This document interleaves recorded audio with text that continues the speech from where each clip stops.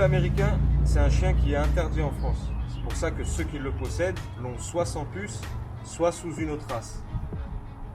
Il existe en France, il y a des éleveurs clandestins comme des importations clandestines.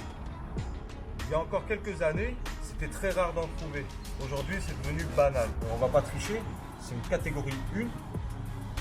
Sachant qu'en France, le pitbull américain n'est pas une race, c'est une catégorie de chien. Et il va rentrer dans cette catégorie de chien. Et il ne faut pas croire, c'est pas parce qu'il est déclaré en catégorie 1 que je ne peux pas vivre normalement avec.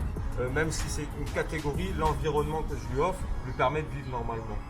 Il est souvent confondu avec l'Amstaff. Pour moi, ça n'a rien à voir. Le pitbull est un chien vraiment déterminé, beaucoup plus vif et beaucoup plus athlétique que l'American Staff. C'est que le pitbull américain, il a une certaine ténacité au mordant, à la niaque. Il a la niaque, je trouve qu'il a vachement plus de niaque et qu'il explose vachement plus rapidement. Naturellement, c'est un chien excellent, très athlétique. C'est pour ça que souvent ceux qui ont ce type de chien associent tout de suite son bien-être avec du mordant ou de la suspension, etc.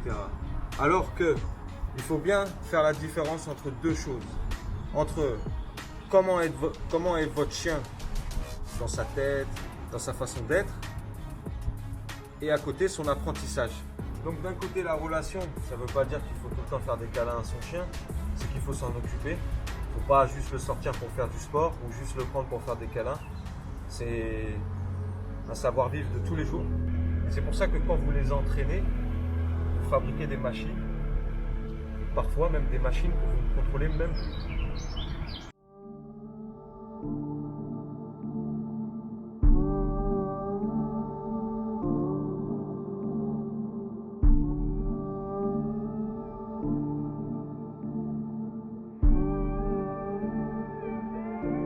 C'est pour ça que quand vous les entraînez, vous fabriquez des machines.